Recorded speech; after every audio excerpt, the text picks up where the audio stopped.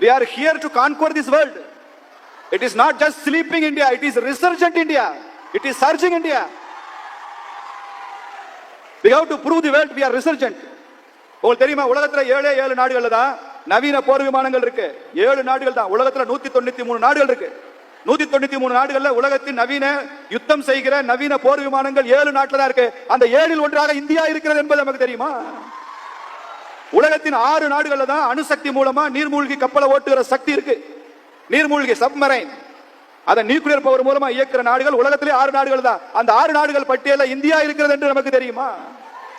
உலகத்தில் 5 நாடுகள்ல தான் பாலிஸ்டிக் மிசைல் இருக்கு, தரையிலிருந்து தாக்குகிற ஏவுகணை இருக்கு. அந்த 5 நாடுகள் பட்டியலில் இந்தியாவும் இருக்கிறது என்று நமக்கு தெரியுமா? இப்படி வரிசையா 3 நாடுகள்ல தான் இதை விட உயர்ந்த டெக்னாலஜியில வார்ஃபேர் செய்யக்கூடிய விமானங்கள், நவீன உத்திகரணங்கள் இருக்கு. அதுல ஒரு நாடு நமக்கு இந்தியா. பிரம்மோஸ் ஏவுகணை மென்மையாகவும் ஆற்றலோடும் வீரியத்துடன் வீச்சாக செயல்படுகிற அந்த ஏவுகணை உலகத்தின் எந்த நாட்டில் இல்ல, இந்தியாவில் ரஷ்யாவில் தான் இருக்கு. உலகத்தின் 2 நாடுகள் பட்டியல்ல இந்தியா இருக்குன்னு தெரியுமா? உலகத்தின் பட்டியல்ல ஒரே ஒரு இடத்துல இருக்கிற இந்தியா தான். இத்தனை ஆயுதங்கள், இத்தனை நீர்மூழ்கிகள், இத்தனை அணுகுண்டுகள், இத்தனை போர் விமானங்கள் இருந்தாலும் அமைதிக்காகத்தான் இந்த தேசம் வாழ்கிறது என்று நிரூபித்திருக்கிற தேசம் இந்தியா தான். அந்த பட்டியல்ல அமெரிக்கா, ரஷ்யா, சீனா எந்த பிரதேசி பக்கத்துல வர முடியாது, எந்த திருட்டு பயிலும் பக்கத்துல வர முடியாது.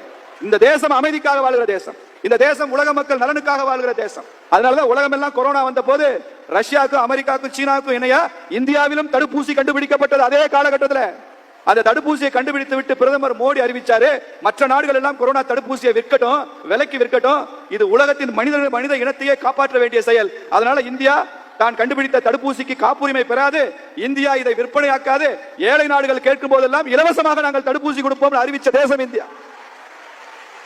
அதனாலதான் அன்னி பெசன்ட் அம்மையார் சொன்னாங்க, ஒரு தடவை சொன்னாங்க, if India lives who will die? India வாழ்ந்தால் உலகத்துல யார் சாவாங்க? எல்லா நாடும்.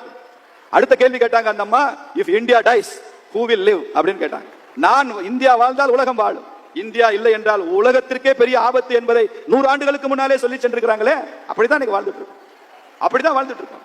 சும்மா இந்த ட்ரம்ப் சொன்னாரு 50% வரி போட்டாரு, இறக்குமதி இந்தியா பாதிக்கும், அது பாதிக்கும், ஒரு மண்ணும் பாதிக்கல. ட்ரம்ப் அறிவிச்சதுக்கு அப்புறம் இந்தியாவோட ஸ்டாக் மார்க்கெட் பிரைஸ் குறையவே இல்லை, தேசிய பங்கு சந்தை பாயிண்ட் குறையல. ட்ரம்ப் அறிவிச்சதுக்கு அப்புறம் அந்நிய செலாவணி குறையவே இல்லை. ட்ரம்ப் அறிவிச்சதுக்கு அப்புறம் டாலருக்கு எதிரான இந்திய ரூபாயின் மதிப்பு குறையவே இல்லை. ட்ரம்போட வேல்யூ குறைஞ்சிருச்சு. இதனால் உலகத்துல என்ன நினைச்சா, இந்தியாவில தான் அரசியல்ல கிறுக்கங்க நிறைய இருக்காங்க அப்படின்னு நினைச்சாங்க.